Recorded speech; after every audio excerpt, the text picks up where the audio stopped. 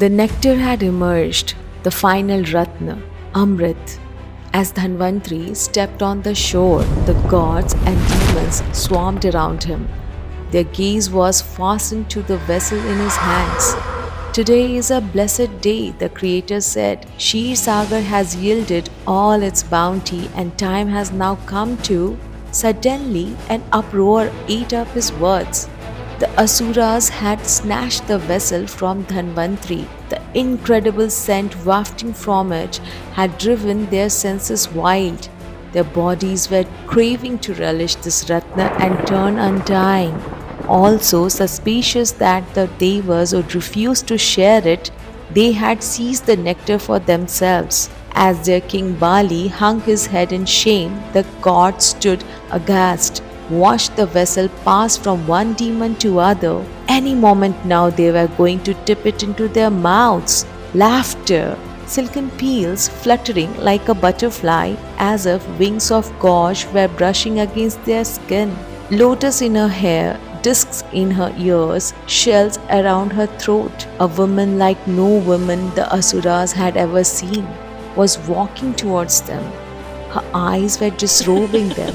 Her lips were throbbing to touch their flesh. Her arms were wreathing to coil around their chests.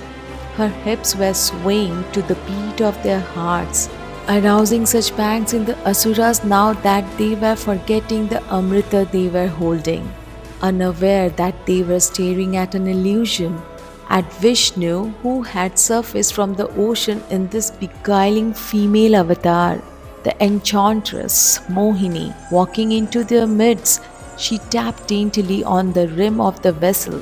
Her fingers were generating a narcotic sound. "You are such simpletons. Why do you say that?" the demons asked. "The bulk of Amrit has settled at the bottom, a mass rich and thick. What's floating on the top here is only liquid. What should we do then?" "Let the gods have this liquid. Once they are done, you shall get to feast on the real nectar below," she simpered as they handed her the vessel.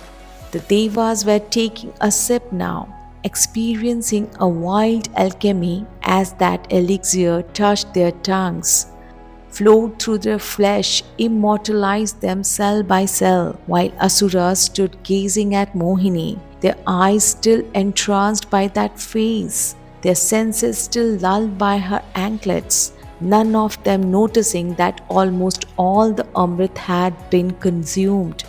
None but one, the demon Swarbhanu.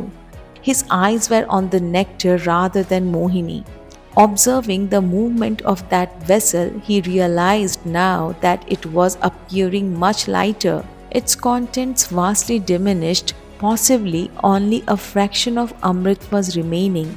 With his whole clan standing mesmerized, he knew any protest would be futile. There was only one thing to be done: deceive the deceiver. Tiptoeing through the gathering, Swarbhanu sneaked into the queue of devas and stood silently at the end of the line, glancing now and then at the vessels as it slowly inched towards him. Closer, closer, closer and closer. His race had been betrayed.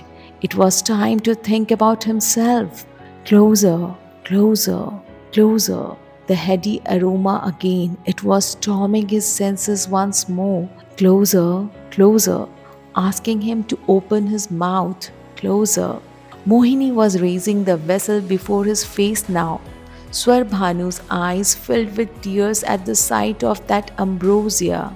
His tongue was trembling as it dripped into his mouth. His insides were exulting as it saturated his throat. His mind was beginning to wonder how something so sweet could emerge from something so saline. "Asura! Asur!" Surya was shrieking, pushing him away. Chandra leapt and snatched the vessel from Mohini's hand. "It's Swarbhanu! He has drunk the nectar!" Chaos erupted, the devas charged, the demon began to flee, while suddenly his limbs froze. He could hear a familiar sound, a deadly whirring of metal just before it decapitated him. Sudarshana, Vishnu was no longer Mohini. He had ripped off that avatar to behead the asura. He watched now as Swarbhanu's blood stained the ocean, washed his head and body floating away from each other. Suddenly, the demon's eyes snapped open. His head soared into the sky while his body stood up on the shore. Impossible! Indra yelled. It's Amrit! Brahma sighed. He cannot be killed now, neither by Vishnu nor Shiva. The severed head was fuming. The arms below were pointing at Surya and Chandra. You both have brought this upon me, and now you too shall suffer. Yama may be your son, Surya, but you shall die. And Mahadev may have healed you, Chandra, but you shall darken. The head hovered menacingly over the two gods. Henceforth, whenever I please, my head shall devour the sun, and my torso shall cover the moon. You shall be blotted out of the sky, unable to share your light, just as you have refused to share Amrit. The entire Brahmand shall remain dark until I release you again. My head shall be called Rahu and my torso Ketu, and they shall keep eclipsing you both till the end of the time. As he vanished, Lakshmi clasped Vishnu's hand, garlanded him, and named him Vanmali. She had become his consort now, and the devas soon regained Swargaloka. Days later, Shiva felt a yearning to behold Mohini again. Reaching Vaikuntha, he stood before the preserver. Show me that avatar once more, your only female avatar, the most bewitching in all Brahmand. As soon as Vishnu transformed, Shiva stood spellbound. Mohini had ignited his ardor, induced bhoga. His semen was dripping, crystallizing into wars of gold and silver.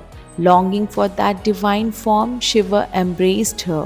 When his rapture broke, he found himself clinging to Vishnu. The preserver smiled. We were always one, Mahadev. Hari and Hara had become Harihara again, and Mohini shall become Mohan soon. Shiva closed his eyes.